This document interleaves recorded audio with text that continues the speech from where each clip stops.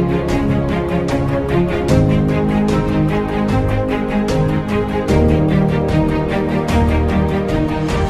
Students, welcome back.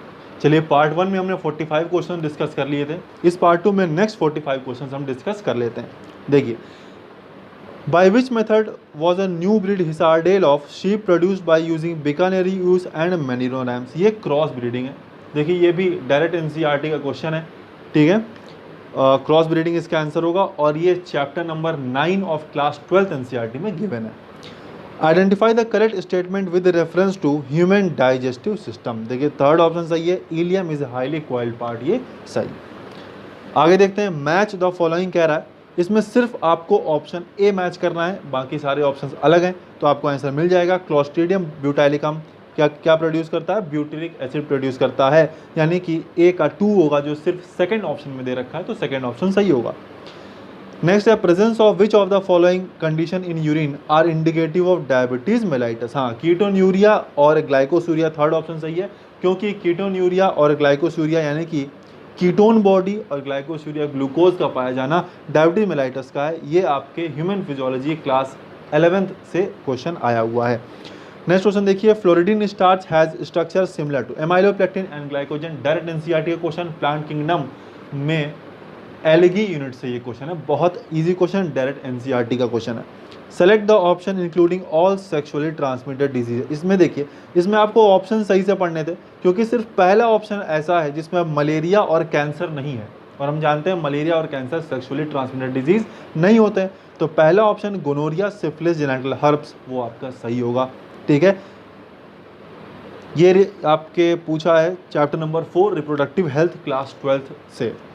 Next question देखिए, match the following है, बिल्कुल आसान, केवल पहला ऑप्शन को आप मैच करिए, जाइगोटीन, और जाइगोटीन आप मैच कर लेंगे साइनेप्सिस से, ठीक है। ये आपके सेल साइकिल एंड डिवीजन जो चैप्टर है, ठीक है, क्लास 11th का 9th चैप्टर है, उसमें से ये क्वेश्चन आया हुआ। और ये मियोसिस 1 के प्रोफेज 1 में जो 5 स्टेज होते हैं, लिप्टोटीन, जाइगोटीन, पैकेटीन, डिप्लोटीन, डाइकेनेसिस, उसका ये क्वेश्चन है, डायरेक्ट एनसीईआरटी क्वेश्चन है, बहुत ईजी क्वेश्चन है। नेक्स्ट क्वेश्चन देखिए, विच of the following pair is of unicellular alga, cholera और स्पाइरुलिना, ठीक है, जिसको सिंगल सेल प्रोटीन भी कहते हैं, तो ये ऑप्शन आपका सही होगा, फोर्थ ऑप्शन सही होगा। नेक्स्ट क्वेश्चन देखिए, विच of the following hormone will cause release of the ovum from the Graafian follicle. अब केवल यही एक ऐसा क्वेश्चन है जो एनसीईआरटी के बाहर का है, बाकी सारे क्वेश्चन एनसीईआरटी के हैं। ये भी बहुत इजी क्वेश्चन है, हाई कंसंट्रेशन ऑफ ईस्ट्रोजन, यानी कि पहला ऑप्शन इसका सही होगा, ठीक है, कोई दिक्कत नहीं है। नेक्स्ट क्वेश्चन देखते हैं, मैच देखिए, मैच करने के लिए, और ये भी बीटी कॉटन। देखिए, इस बार बीटी कॉटन के बहुत क्वेश्चन आए, यानी कि बायोटेक्नोलॉजी बहुत इंपॉर्टेंट यूनिट होता जा रहा है ह्यूमन फिजियोलॉजी के बाद। जनरली सबसे ज़्यादा ह्यूमन फिजियोलॉजी से क्वेश्चन आते हैं और उसके बाद जो है जेनेटिक्स से क्वेश्चन आते हैं, लेकिन इस बार बायोटेक से बहुत सारे क्वेश्चन आपको यहाँ मिल रहे हैं। ये बायोटेक का जो सेकंड चैप्टर है, एप्लीकेशन ऑफ बायोटेक्नोलॉजी, क्लास 12 का क्वेश्चन है। इसमें सिर्फ आपको पहला ऑप्शन ढूंढना था, बीटी कॉटन, जो कि बैचलर्स थ्रोजेंसिस से मैच हो रहा है, ए का 4, यानी कि फर्स्ट ऑप्शन इसका सही होगा। Next question, Montreal protocol was sign in 1987 for the control of, second option emission of ozone depleting substances, direct NCERT ecology unit class 12 का क्वेश्चन है ये। Which of the following is correct about viroids, biological classification class 11 chapter number 2, they have free RNA without protein coat, ये सही होगा। Next question, ovary is half inferior in plum, morphology of flowering plants chapter number 5 class 11 का question है, केवल 3 example दे रखा है, plum, peach, रोज, इसमें plum answer सही होगा, ऑप्शन नंबर 4। नेक्स्ट क्वेश्चन देखिए, the enzyme enterokinase help in the conversion of trypsinogen into trypsin होगा, यानी कि ऑप्शन नंबर 2 होगा। Digestive system, human physiology chapter number 1 class 11 का क्वेश्चन है, एनसीईआरटी का easy question. Match the trophic level with their correct species examples in the grassland ecosystem. जाहिर सी बात है, मैच करना है आपको, केवल फर्स्ट ऑप्शन मैच कर लीजिए, वो बहुत आसान है। देखिए, कह रहा है कि इसमें ग्रासेस क्या होंगे, फर्स्ट ट्रॉपिक लेवल पे होंगे, तो सी का 4 होगा, और सी का 4 सिर्फ फर्स्ट ऑप्शन में दे रखा है, यानी कि इसका ऑप्शन नंबर 1 सही होगा। नेक्स्ट क्वेश्चन देखते हैं, how many true breeding P plant varieties देखिए बहुत इजी क्वेश्चन मेंडल ने सेलेक्ट किया था, 7 पेयर ऑफ कॉन्ट्रास्टिंग ट्रेट लिया था, 7 पेयर यानी कि टोटल 14 लिया था, तो ऑप्शन नंबर 3 सही होगा।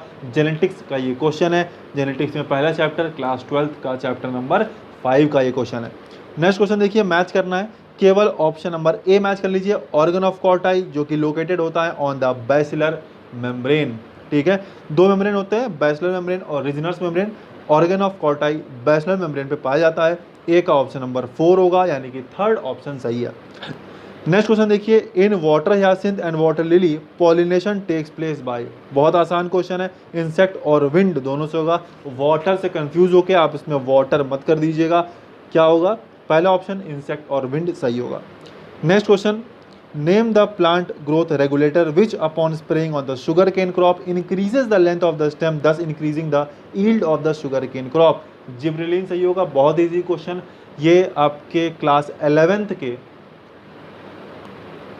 चैप्टर नंबर, जो ये यूनिट है ना आपका प्लांट फिजियोलॉजी, उसका जो लास्ट चैप्टर है उसका ये क्वेश्चन है। ठीक है, नेक्स्ट क्वेश्चन देखते हैं, in light reaction plastoquinone facilitate the transfer of electron from PS to cytochrome B6F complex. बहुत ही बढ़िया क्वेश्चन है ये। ठीक है, ये आपका फोटोफॉस्फोरिलेशन, ठीक है, का ये क्वेश्चन है।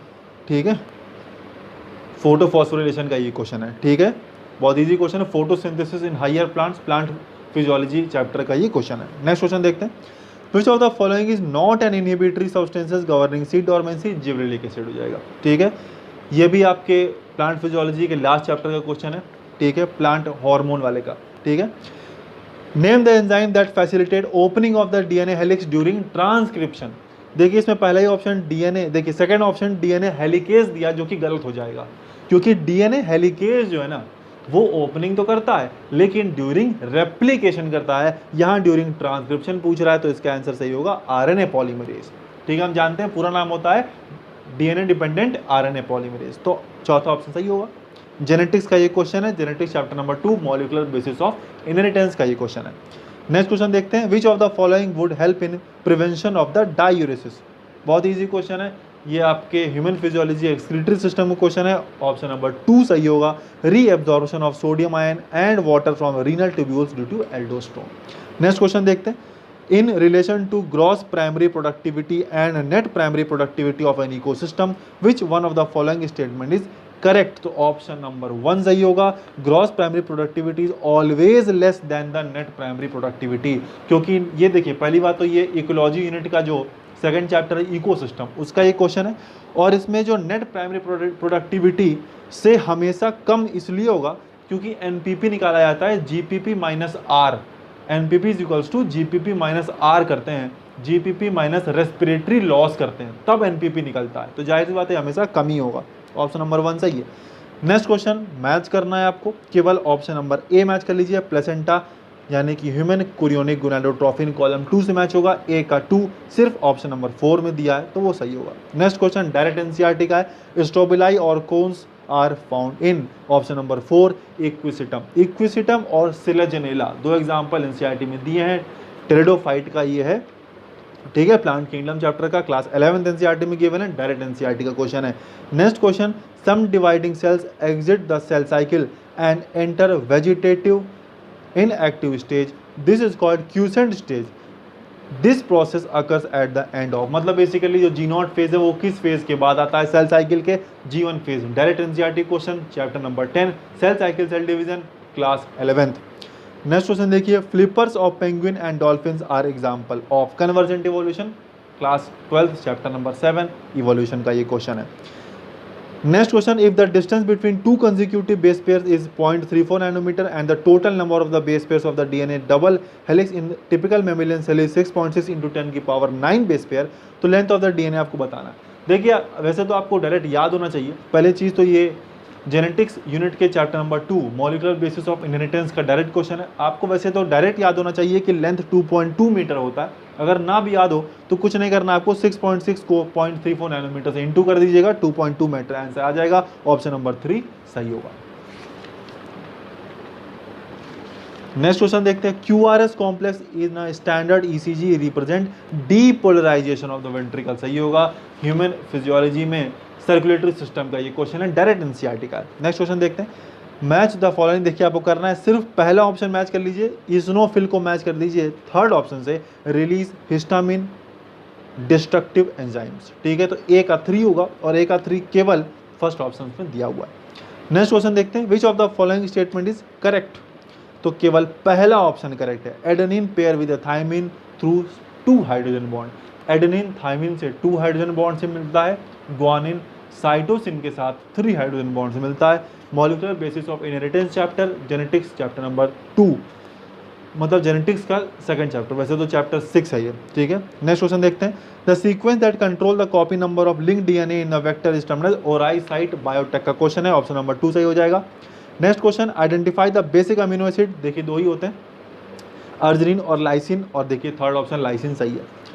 80 में जाते हैं, क्वेश्चन 80, मैच द फॉलोइंग करना है, केवल पहला मैच कर लो, पिट्यूटरी ग्लैंड को मैच कर दीजिए आप एडिसन्स डिजीज से, है ना, एडिसन्स डिजीज सही होगा इसमें, तो ए का 4 होगा, जो कि सिर्फ फर्स्ट ऑप्शन में दिया है, तो उसका फर्स्ट ऑप्शन सही होगा। नेक्स्ट क्वेश्चन देखते हैं, select the correct statement. Glucocorticoid stimulate gluconeogenesis, पहला ही ऑप्शन सही है, ह्यूमन फिजियोलॉजी का ये है।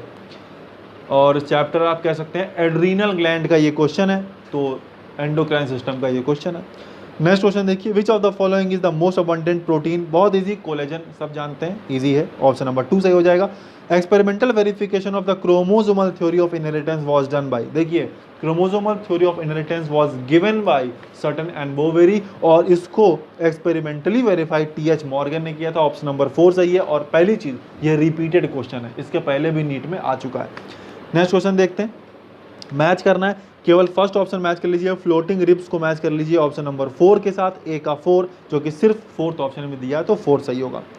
Next question, number of substrate level phosphorylation in 1 turn off the citric acid, केवल 1 होगा, 1 टर्न होगा तो 1, 2 टर्न होगा तो 2, यानी कि ऑप्शन नंबर 2 सही है। सबस्ट्रेट लेवल फॉस्फोरिलेशन का मतलब होता है डायरेक्ट ATP का प्रोडक्शन। हम जानते हैं सिट्रिक एसिड साइकिल में GTP बनता है, जो कि ATP है, तो ऑप्शन नंबर 2 सही होगा, एक बनता है केवल एक बार में।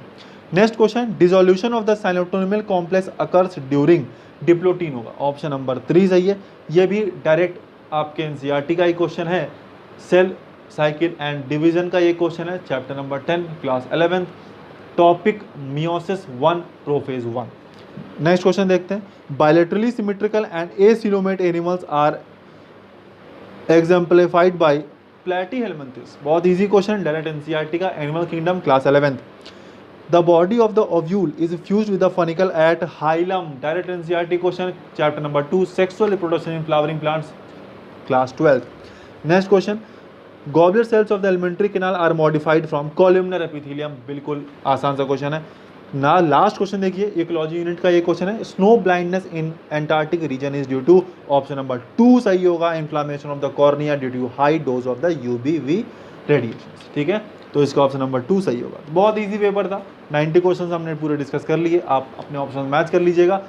ठीक है, क्योंकि मैंने जो भी अपने ऑप्शंस आपको बताए हैं वो मैंने 2 या 3 बार क्रॉस वेरीफाई कर लिया है, ये ऑप्शन बिल्कुल सही है, आप भी चेक कर लीजिएगा और स्कोर कैलकुलेट कर लीजिएगा कि आपका कितना आ रहा है। उम्मीद करते हैं पेपर आपका अच्छा ही हुआ होगा, क्योंकि पेपर बहुत ही आसान आया था।